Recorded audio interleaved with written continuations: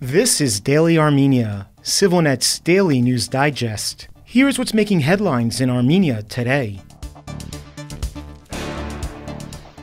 France has opened an honorary consulate in the southern Armenian town of Goris, marking a symbolic expansion of its diplomatic presence into the geographically strategic Syunik province. The new consular agency, located next to the Goris municipality building, will be led by Armenian Apostolic, an Armenian national appointed as France's honorary consul. While France originally announced plans in 2023 for a full consulate in Syunik, this new office functions mainly in a symbolic and supportive role. The opening ceremony was attended by French ambassador to Armenia Olivier de Cotigny, Armenia's deputy foreign minister Vahan Kostanyan, and Syunik governor Robert Rougassian. Ambassador de Cotigny emphasized that the Armenia-France partnership has grown into a strategic alliance. This is more than friendship, he said. It's a tool for influence, support, and peace. The launch of the consular agency coincided with the 5th Armenia-France Decentralized Cooperation Conference, also held in Goris. Talks on its establishment began after Azerbaijan's 2022 attack on Syunik. Goris has been called a natural choice for such a post, given its strong francophone ties. It's been home to a French cultural center since 2006, and the language is widely taught in local schools. France now becomes the second country with a diplomatic mission in Syunik, after Iran opened its consulate in Hղման in 2022. Russia has announced plans to do the same, but that effort appears stalled.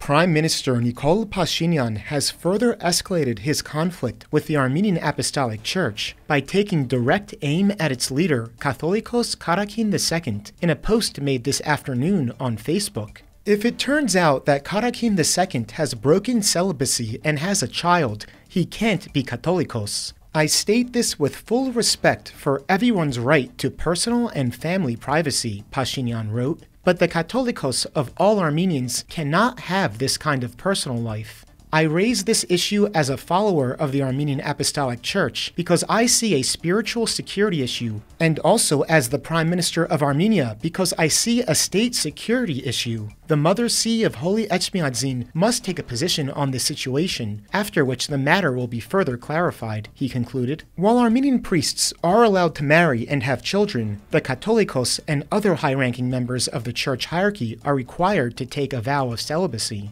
Pashinyan, however, did not provide any evidence that Karekin II has broken that vow. On Thursday, Pashinyan veered into an attack on the church during a cabinet meeting on an unrelated subject. Various high-ranking members of the church condemned Pashinyan's statements, with Bishop Hovnan Hakopian going as far as to call the Prime Minister deranged. Pashinyan shot back the following day by accusing Hakopian of allegedly violating his celibacy vow, again without sharing evidence. The Prime Minister's conflict with the church goes back to at least 2020, when it called on him to resign after losing the 44-day war. For writer and commentator Karpis Pashoyan, the government's recent tone reflects a dangerous collapse of institutional boundaries. The current government often treats the church as an opposition force by default, and considers it not just a religious body, but a political actor, he told CivilNet on Friday. However, the church is not a monolithic or neutral institution. It's part of public life, and cannot remain indifferent to developments in the country. Considering Pashinyan's vigorous use of social media, it is likely these attacks will continue in the days to come.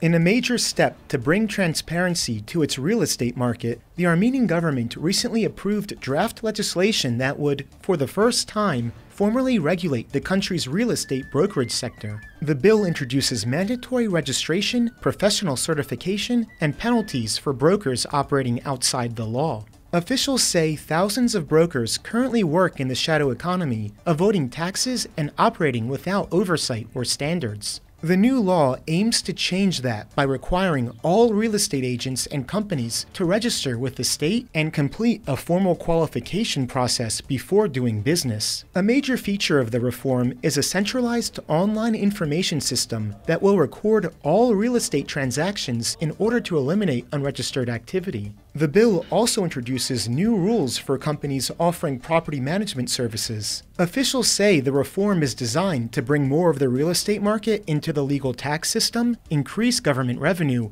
and ensure higher quality service for buyers, sellers, and renters alike. The legislation will now move to Armenia's parliament for debate and, if approved, final adoption.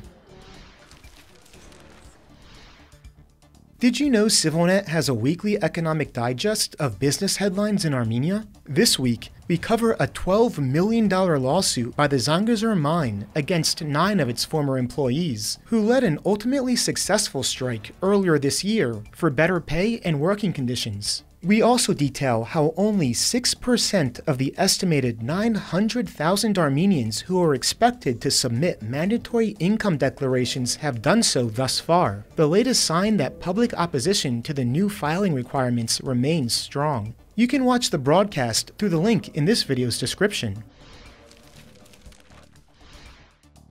And finally, the ՍիվիլՆեթ number of the day is 3. That's because Armenian gymnast Artur Davityan became a 3-time European champion with his win on the vault this weekend in Leipzig, Germany. His averaged score on 2 attempts was 14.799, edging out Jake Jarman of the United Kingdom at 14.733. 32 years old, Davityan was the oldest competitor on vault. He previously was European champion in 2023 on vault and 2021 on pommel horse, as well as earning the silver 3 times, not to mention a silver and a bronze at the past 2 Summer Olympic Games.